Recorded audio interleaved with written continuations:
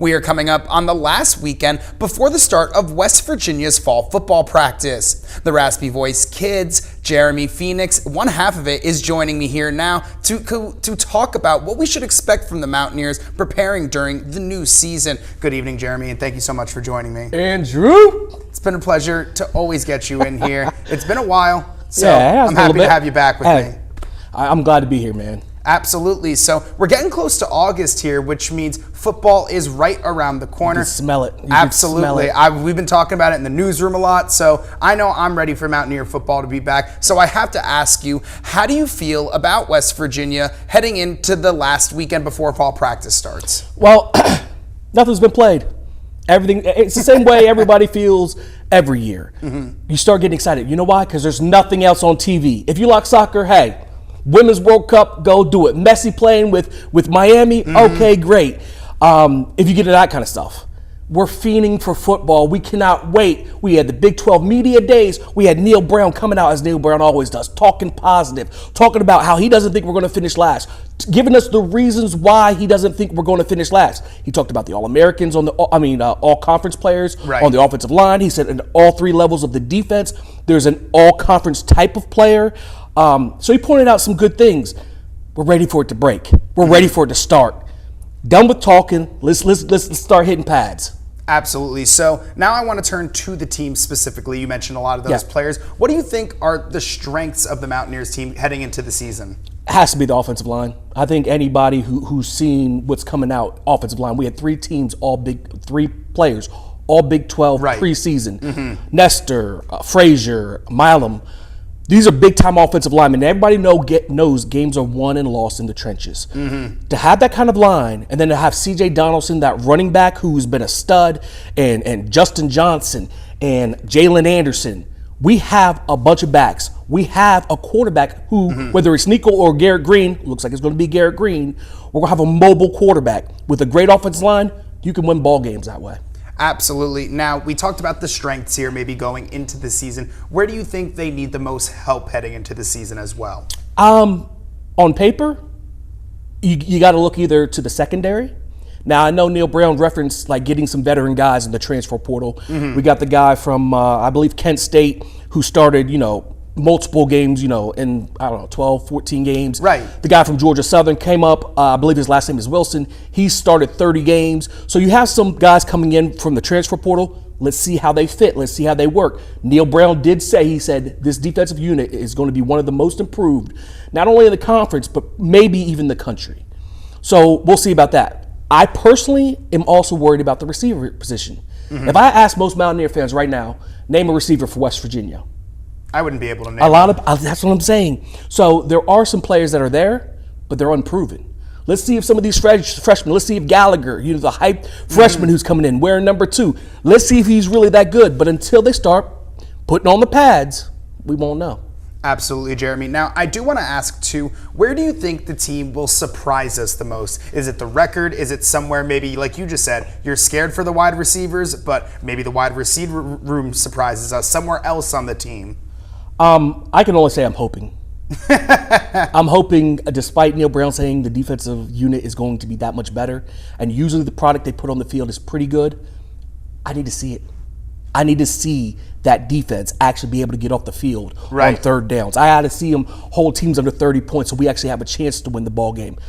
That's the biggest thing I'm looking for. Can our defense, specifically, can our secondary hold up? Because last year was atrocious. Mm-hmm. So now, what will you need to see in these next couple weeks of practice coming up that will maybe get you a little more motivated, a little more optimistic about the Mountaineers this year? The problem with practice or like inter-squad scrimmages is you're playing your best versus your best. Mm-hmm. So if one's dominating, is one really being that dominant and that good, or is the other unit just bad?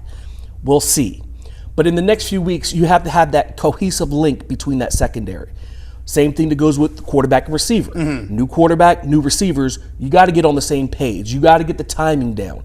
Those are the type of things, because the running game is going to be okay. I believe the linebackers and defensive line are going to know what they're doing. It's the secondary and the receivers. That's the biggest thing I'm looking for within the next few weeks to get that cohesion. Absolutely. And chemistry, cohesion, that's always one of the biggest parts of success on the football field. But I do want to take us to somewhere where cohesion and chemistry is also needed, which is the basketball court. Absolutely. And obviously this roster now, after the Bob Huggins news and him resigning, not sure what's going on there still. But this roster, has changed now a little bit. So what are you expecting out of the team where it stands now? They did just add a couple more people with Jeremiah Bembry, Quinn Selinsky, and some other names. Jose Perez coming back. Those are big. When you get Jose Perez, then you have Kirk Chris already that takes care of the point guard spot. Remby coming in. The big thing about him is he's 6'6". He's lengthy. So on defense, he can be a force. He can guard something different. You know what I mean? Yeah. You got your solid pieces. You got Edwards. Hurt that we lost Trey Mitchell, but I forgot his name. The transfer. Raekwon Battle. Montana State. Watch out for Battle. I'm telling you now. Battle is a real one. Battle, you are going to love Battle. The way he attacks rims. With Battle and Edwards, I felt good. Now you had to start collecting pieces to put together with the team. Jose Perez coming back. The guy from Iona. How do you pronounce his name? Elinsky. Is Lazinski, I think it is. He's a big man. So we lose Wagi. We lose Akanawu.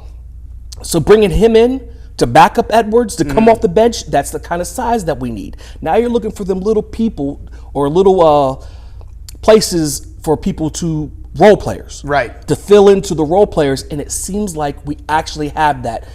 We may be able to make a run at this. Now, national championship, maybe not. But I think we have a chance to be a good team, a really good team. I definitely see a good team coming down in the path in the future as well. But I do want to ask one final question before I let you go. With this team, they have 2 more scholarships left for the roster this year after obviously some people, you mentioned Trey Mitchell, Muhammad Wagi, James Okonkwo, all leaving. What would you like to see them do with those scholarships to maybe fill out this roster? Like you mentioned, role players, maybe going after someone specifically, a name that's out there. I don't know about specifically, but here's the thing. You can never go wrong with a pure shooter. Somebody you can stick in the corner and they can't leave him open. Therefore, the defense has to acknowledge and honor him.